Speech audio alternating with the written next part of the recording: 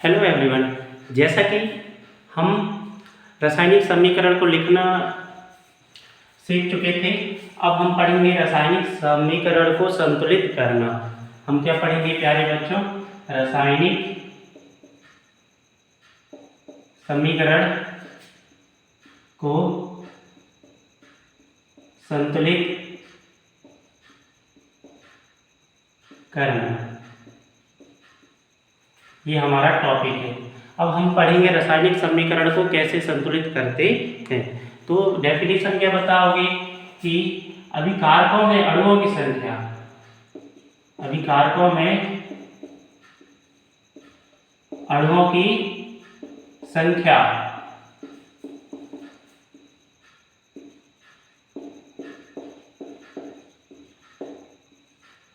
उत्पादों की अणुओं की संख्या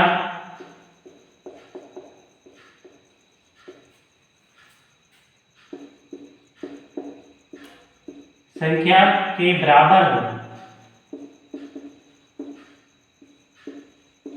बराबर हो तो इसे रासायनिक समीकरण संतुलन कहते हैं।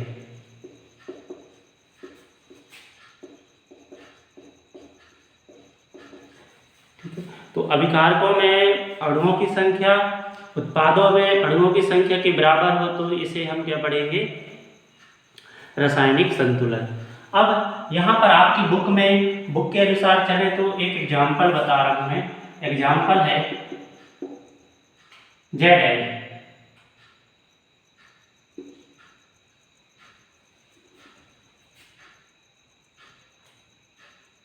ZN प्लस H2SO4,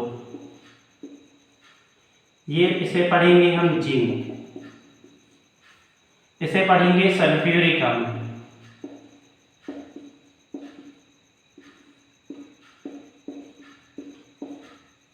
सल्फ्यूरिक अम्ल। अब ये कैसी अवस्था में है? सॉलिड अवस्था में। ये कैसी अवस्था में? एक्यू अवस्था में। अब यहां पर देखते हैं Zn, इसको अभी रहने दो। ZnSO4 से क्रिया कर लिया तो क्या बना लिया प्यारे बच्चों? ZnSO4। ZnSO4 से क्रिया करा तो क्या बना लिया? ZnSO4 बना लिया। ठीक है, तो कैसे क्रिया करते हैं? विपरीत आयन करते हैं अभिक्रिया। कैसे आयन करेंगे प्यारे बच्चों? विपरीत आयन। जैसे जिंक में डबल प्लस आयन होता है, जैसे कि यहाँ पर जिंक में डबल प्लस आयन है, SO4 में भी डबल प्लस आयन होता है, यहाँ -2 आयन। अब ये डिनोट ऐसा, इसका ये आयन इसको देगा और ये आयन इसको देगा, तो 2 आयन इसको दिया और ये 2 आयन इसको दिया, तो ये हो गए न्यूट्रल, ZnSO4 हो गया। समझ में आ गया होगा। अब बच क्या रहा है प्यारे बच्चों? H2, ये गैस बच रहा है, H2 गैस। अब इसे हम संतुलित करते हैं। ठीक है, तो क्या करोगे प्यारे बच्चों? आपको 3 ऐसा कॉलम बना लेना, रफ कॉलम। ये मैंने क्या बना लिया? 3 कॉलम बना लिया। एक कॉलम में लिखा तत्व, दूसरे कॉलम में लिखा मैं लेफ्ट हैंड साइड मतलब बाईं ओर, और एक कॉलम में लिखा राइट हैंड साइड मतलब दाईं ओर लिखा। अब यहां पर मैं सबसे पहले लिखा जिंक, फिर क्या लिखा प्यारे बच्चों? हाइड्रोजन, फिर क्या लिखा मैंने? सल्फर, और क्या लिखा? ऑक्सीजन। यहां प्यारे बच्चों जिंक लेफ्ट हैंड साइड देखते हैं तो कितना है जिंक? यहां पर 1 है। अब यहां पर ठीक है, हाइड्रोजन कितना है प्यारे बच्चों? यहां पर 2 है।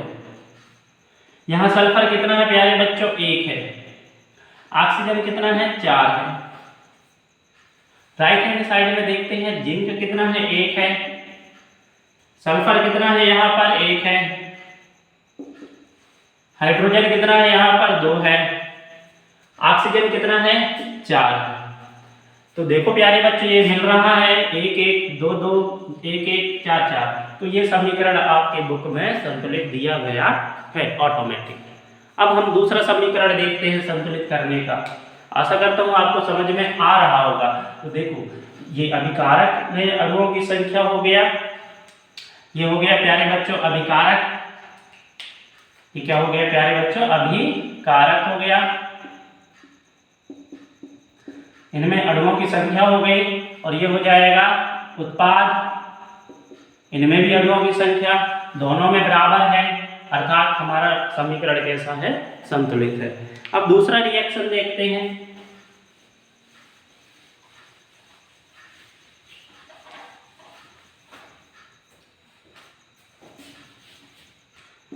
Fe प्लस H2O आपकी बुक से लिया गया है। फिर रिएक्शन यहां पर हो जाएगा Fe और क्या हो जाएगा प्यारे बच्चों? 3 और O4 प्लस H2। अब ये समीकरण संतुलित है या नहीं, हम क्या बनाएंगे? सबसे पहले खंड बना लेंगे। ये यहां पर हमने क्या लिख लिए? तत्व। यहां पर क्या लिखिए? Left hand side. यहां क्या लिख लिए? Right hand side. यहां तत्व में आयरन ले लिए, यहां पर क्या ले लिए? हाइड्रोजन। यहां पर क्या ले लिए? ऑक्सीजन ले लिए। लेफ्ट हैंड साइड में अब परमाणुओं की संख्या देखते हैं। तो यहाँ आयरन कितना है? 1 है। हाइड्रोजन कितना है? 2 है। ऑक्सीजन कितना है? 1 है। यहाँ आयरन कितना है प्यारे बच्चों? 3 है। यहाँ ऑक्सीजन कितना है? 4 है। यहाँ पर हाइड्रोजन कितना है? 2 है। अब प्यारे बच्चों कुछ गड़बड़ लग रहा है, संतुलित नहीं है ये रासायनिक समीकरण। राइट हैंड साइड 3 है और यहाँ 1 है, तो यहाँ मैंने क्या किया? 3 लगा दिया। तो प्यारे बच्चों यहाँ 3 का गुणा करना पड़ेगा, तो ये आपका आ गया 3। समझ में आ गया होगा। अब प्यारे बच्चों यहाँ पर ऑक्सीजन कितना है? 4 है, लेकिन यहाँ ऑक्सीजन 1 है। तो प्यारे बच्चों ने यहाँ पर 4 लगा दिया, तो ऑक्सीजन कितना हो गया? 4। 1 चौके 4। ठीक है, तो ऑक्सीजन यहाँ पर ठीक है। लेफ्ट हैंड साइड कितना था? 1 था। 1 में 4 का गुणा करा तो कितना आ गया? 4 आ गया। ठीक है, अब यहाँ पर देखते हैं प्यारे बच्चों, अब यहाँ हाइड्रोजन की संख्या बढ़ गई। 2 था, अब कितना हो गया? 2 चौके 8 हो गया। तो यहाँ पर कितना करना पड़ेगा? 4। तो कितना हो जाएगा आपका? 8।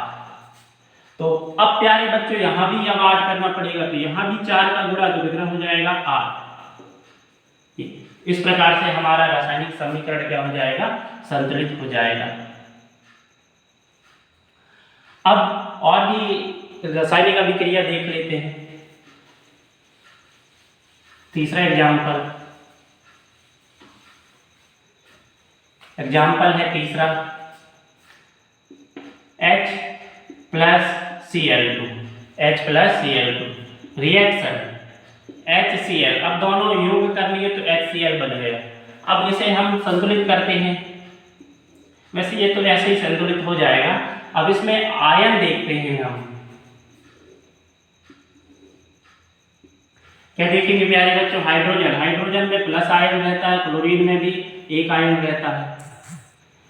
इसका 1 आयन इसको दिया, 1 आयन इसको दिया, तो HCl बन गया, वो भी ठीक है।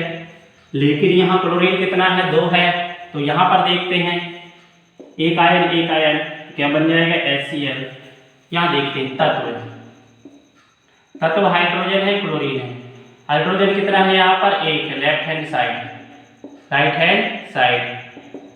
अब यहाँ पर तत्व कितना है? 1 है। यहाँ क्लोरीन कितना है? 2 है। यहाँ क्लोरीन कितना है? 1 है। अब क्लोरीन की कमी हो रही है, तो यहाँ पर हम क्या करेंगे? अब 2 का गुणा, तो 1 दूनी क्या हो जाएगा? 2। अब यहाँ 2 करेंगे तो गड़बड़ हो जाएगा, तो इसके लिए हम क्या करना पड़ेगा? यहाँ पर 2 कर लेना। अब यहाँ पर क्या करना पड़ेगा? 2 हाइड्रोजन करना पड़ेगा। 1 गुणा 2 और 1 गुणा 2, तो 2 एकम 2 और 2 एकम 2। अब समझ में आ गया होगा आपको। इस प्रकार से हम रासायनिक समीकरण संतुलित कर सकते हैं। एक और देख लो आप,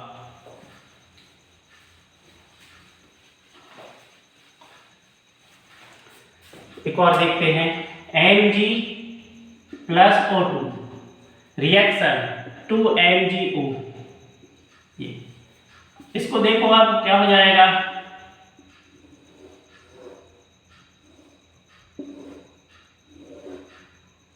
यहाँ हो जाएगा तत्व, यहाँ लेफ्ट हैंड साइड, यहाँ राइट हैंड साइड हो जाएगा। प्यारे बच्चों, left hand side right hand side मतलब बायां पक्ष और दायां पक्ष। तत्व ले लेंगे Mg, ऑक्सीजन ले लिए, तत्व यहाँ पर कितना है Mg 1, ऑक्सीजन कितना है 2। अब प्यारे बच्चों यहाँ कितना है राइट हैंड साइड में, मैग्नीशियम 2 है, ऑक्सीजन भी कितना है 2।